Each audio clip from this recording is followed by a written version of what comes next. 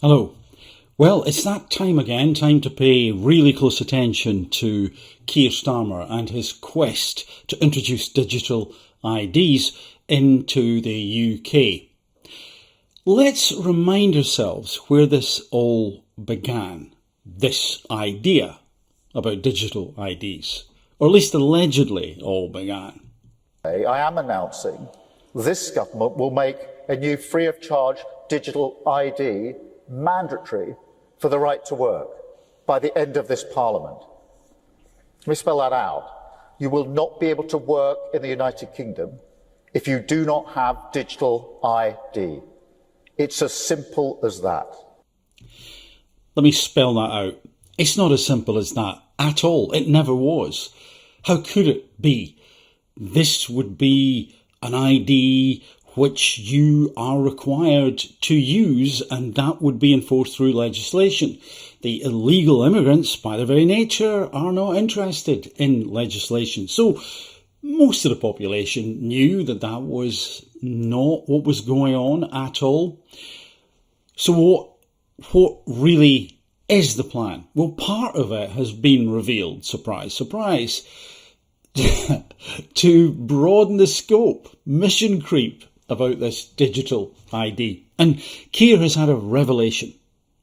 He's gone to India. Not a spiritual revelation, but a revelation about how you could use these digital IDs. This is kind of like spontaneous, it would seem. It's just being presented this way. Hey, hold on a second, apart from illegal immigration, we could do this. I've been to India. It's exciting. It's great. So you couldn't have read a paper about it. You couldn't have had a phone call or a video call or had people visit you. No, it's kind of presented as, oh, and by the way, what about this as a wizard wheeze? Before then we look at what Keir's proposing in a little bit more detail, I think it's really important to listen to some snippets from a conversation, an interview with a Labour MP. So this is Richard Bergen, and it was recorded during the Labour Party conference, outside, not in the hall, and you will hear some interesting things. Interesting, in my opinion.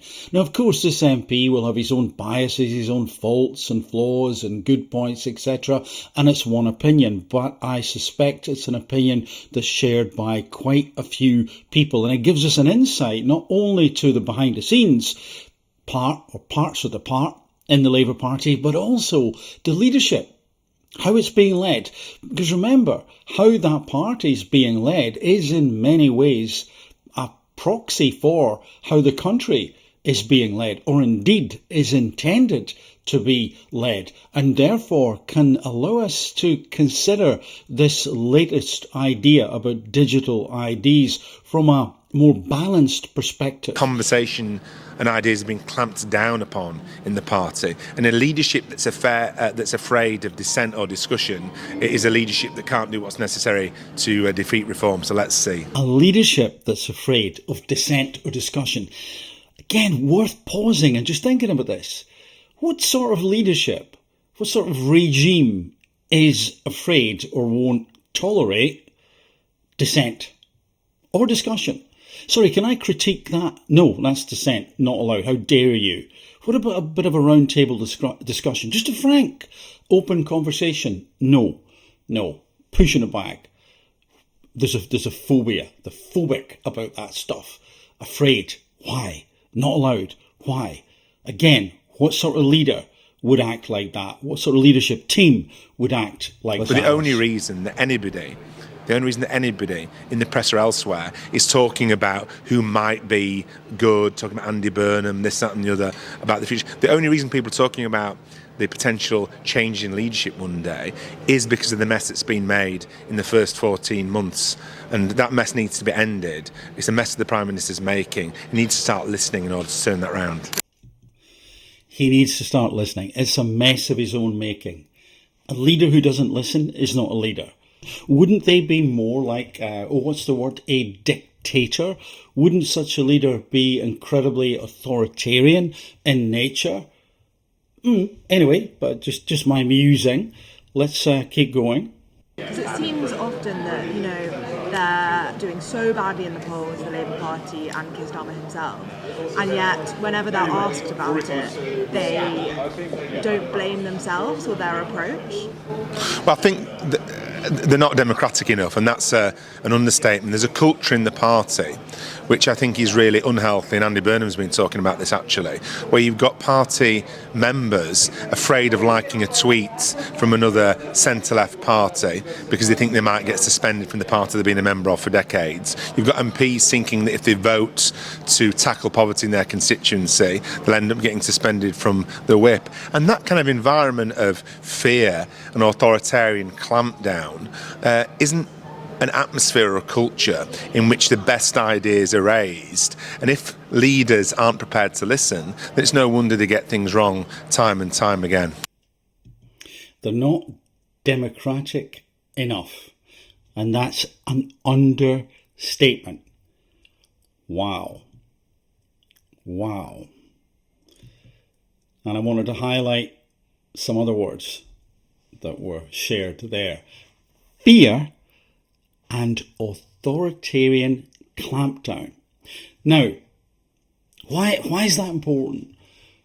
Apart from the fact it's odd and potentially horrible in terms of an environment to work within, consider what we've just heard there. Consider that leader not only in charge of the party, but in charge of the country.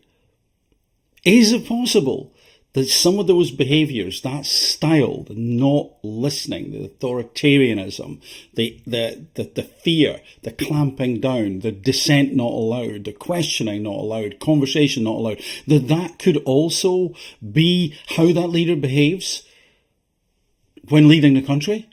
Have we seen signs of that already? Is that the case? To control, what do you need to do? You need to monitor. You need to find out.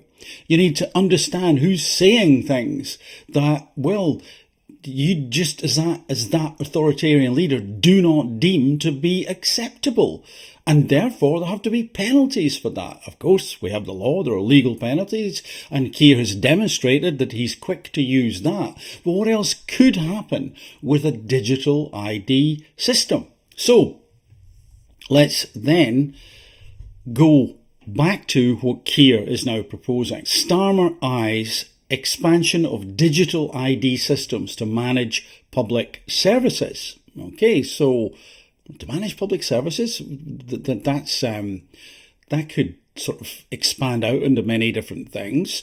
And then you'll see here, the Prime Minister announced in September that the new digital ID system would be introduced in 2029 and would be mandatory for people working in the UK as part of a bid to tackle illegal migration.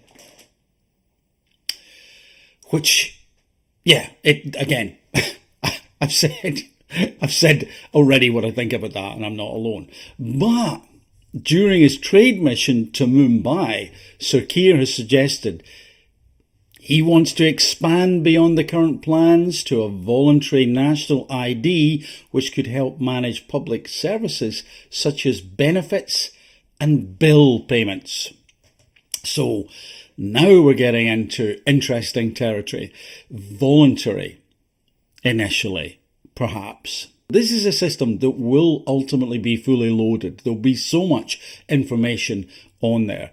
And here's how Keir hopes to sell us this by really engaging with our emotions. You know, I don't know how many times the rest of you have had to look in the bottom drawer for 3 bills when you want to get your kids into school or apply for this or apply for that.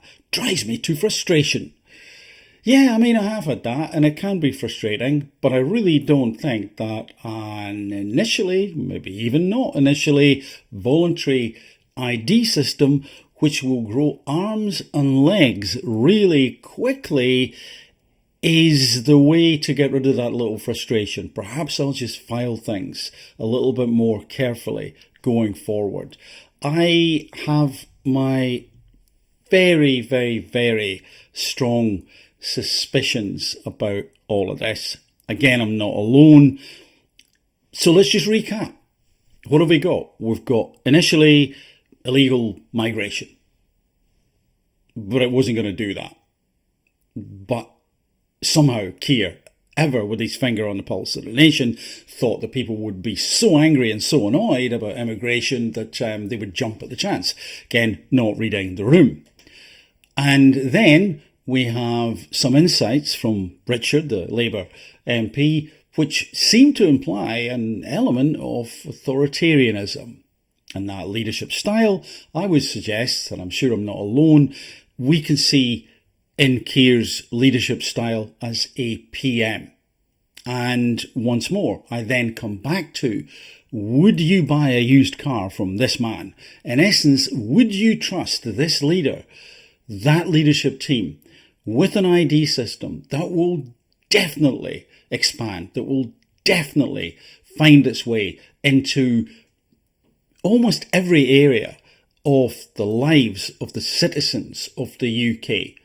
Would you trust them to A, keep the data secure, let's mention that up front, but B, not to use this in a way that allowed them to control conversation, to control dissent, to control pushback, to use fear and authoritarian strategies and techniques to get a much more obedient population, one that's behaving the way the leader and the leadership team wants them to behave. Would you trust them?